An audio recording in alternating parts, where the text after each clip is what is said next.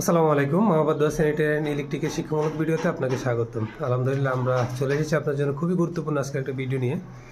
তো আলাদ্দিন ভাই এখানে কিছু কাজ করতেছে। আলাদ্দিন ভাই যে কাজগুলো করতেছে আমার কাছে এসে দেখতে পেলাম এখানে অবস্থা বেশি একটা তেমন খারাপও না আবার তেমন ভালোও না। তো বিষয়গুলো এমন কেন হয়েছে কাজগুলো অবশ্যই এগুলো একটু জানবো আলাদ্দিন ভাইয়ের কাছে, যেহেতু উনি শুরু থেকে কাজগুলো করতেছে।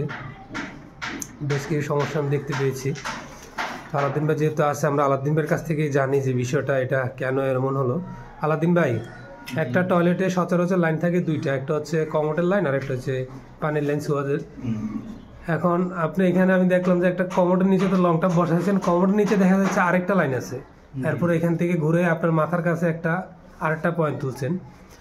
এখান দিয়ে করছেন কি আবার যেমন দেখা গেছে লং টাপ দিয়েছেন, লং টাপে কোনো প্রকার ভ্যান ব্যবহার করেছেন কিন্তু ডোর ভ্যান ব্যবহার করার নাই। যা হোক, এটা কেন ব্যবহার করেন না বা এতগুলো লাইন কেন হয় বা কেন করছেন এই বিষয়গুলো যদি একটু আমাদেরকে জানাতেন, যা অডিয়েন্স যারা আছে যারা ভিডিওগুলো দেখবে তারা যদি একটু কিছু শিখতে পারে। তো আগে আমরা শুরু করি যে এখানে দুইটা লাইন, যেমন গোসলের পানির লাইন, যেমন এটা তো এই ভাষাটা কিসের পানির লাইন না, এটা পানির লাইন। তো এখানে দুইটা লাইন কেন একটু যদি বুঝে বলতেন আমারে। যে সাধারণত যে উপরে যদি ছাদ থেকে থাকে তাহলে আমরা কি করে দুইটা লাইন একসাথে উঠে দিই, টয়লেটের যেটা কাঁচা যেটা এটা গ্যাস পাইপ উপরে উঠে দিই আর ওটা ছাদের পানি নামানোর জন্য ওটা জায়গাটা রাখি। তো এখন হচ্ছে কি উপরে আপনার টিন সেট দিয়ে ওরা উপরে ছাদ দিবে না, শুধু টিন সেট দিয়ে অ্যাঙ্গেল দিয়ে টিন সেট দিয়ে করবে। তো ছাদের পানিটা আপনার করবে যে এই পাশে খালি জায়গায়, এই খালি জায়গায় এখানে এই ছাদে পড়বে, টিনের পানি মধ্যে পড়বে। তো আমরা এখান দিয়ে উঠে কমেটটা, যেহেতু এটা বাংলা কমেট হবে ভিতরে, বাংলা কমেটের এদিক দিয়ে পাইপটা যেন দেখা না যায় সুবিধার জন্য পাইপটা আমরা এদিক দিয়ে উপরে একটু হালকা গ্রুপ কেটে এখানে নিয়ে আসছি, যেন এদিকে যে ছাদের পাইপটা পানিগুলো আছে ও পানিগুলো সুন্দর এখান দিয়ে নেমে যায়। আর এটা হচ্ছে যে কমেট আছে একটা, কমেটের এখানে উপরে কমোড আছে, গোসলের পানি লাগিয়েছেন।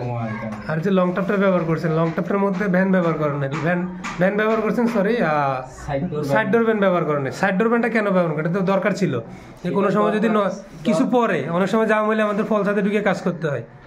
তো আপনি এটা সাইড ডোরটা ভ্যান ব্যবহার করেন না কেন? সাইড ডোর ভ্যান ব্যবহার করে নেই, আপনার জায়গাটা দেখেন, জায়গাটা থেমে যায়, ছেড়ে দিন।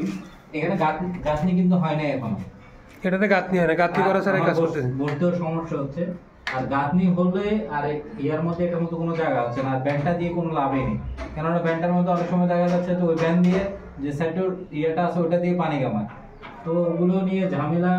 আর এখানে জায়গাটা তেমন নেই, জায়গা আনুমানিক কত ইঞ্চির মতো থাকবে এখানে যদি আমি দেখি? তাহলে মোটামুটি আছে তো ভাই 18 ইঞ্চির মতো জায়গা থাকবে, ঢুকার মতো সুযোগ আসিল, চাইলেও দিতে পারতেন। আচ্ছা যা হোক, ছিল এটার মধ্যে আর কাজ এখনো বাকি আছে, কেন 3-4 পাইপগুলো এখান দিয়ে নামবে, 3-4 পাইপ এখান দিয়ে।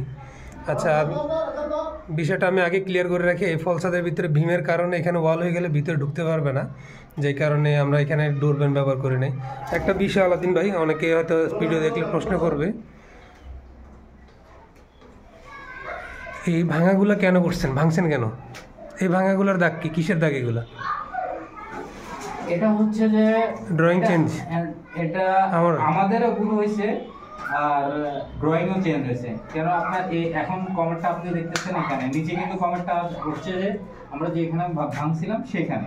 আচ্ছা, তো সাধারণত ড্রয়িংটাও চেঞ্জ হওয়ার কারণে আর আমরা বেখেয়ালে থাকার কারণে এই জিনিসটা এরকম হয়েছে। কেননা দাগগুলো আগে দেওয়া ছিল, আমরা সেই জিনিসটা খেয়াল করিনি, তো সেটা ভাঙা হয়ে গেছে।